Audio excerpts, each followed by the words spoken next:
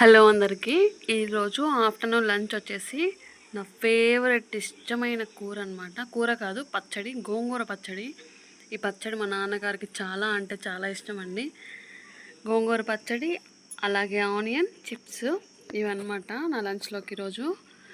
Actually నాకు ఇందులో ఒక ఐటెం తక్కువైంది. ఏంటంటే మీకు తెలుసు కదా, మార్చిన కారం అని. ఈ గోంగూర పచ్చళ్ళలోకి మార్చిన కారం వేసుకొని కలుపుకొని తింటూ ఉంటే అసలు ఆ taste never before ever after అన్నట్లు చాలా అంటే చాలా బాగుంటుంది. యాక్చువల్లీ నాకు ఈ టేస్ట్ నేర్పించింది మా నాన్నగారు అనమాట.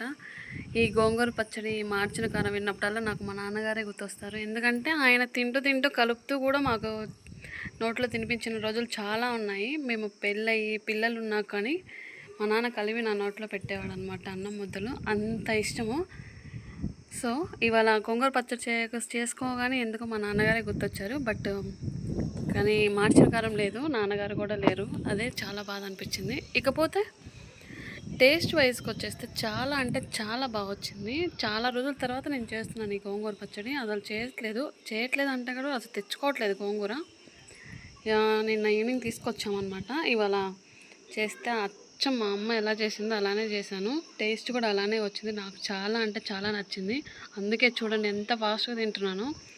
ఒక బైట్ నవలి మింగకముందే టక్క తినేస్తున్నాను. వాటి మధ్యలో ఆనియన్స్ చిప్స్ నంజుకొని తింటుంటే చాలా నచ్చింది నాకైతే. అందుకని ఏమో చాలా ఫాస్ట్గా సరిపోయింది అన్నట్లు అనిపించేసింది అనమాట. ఇక పిల్లలు ఇప్పుడే తినేసారండి. సో నేను వీడియో చేద్దామని చెప్పి నేను సపరేట్గా పక్కకు వచ్చేసి వీడియో చేస్తూ తింటున్నాను. నాకైతే ఈ గోంగూర పచ్చడి చాలా నచ్చింది.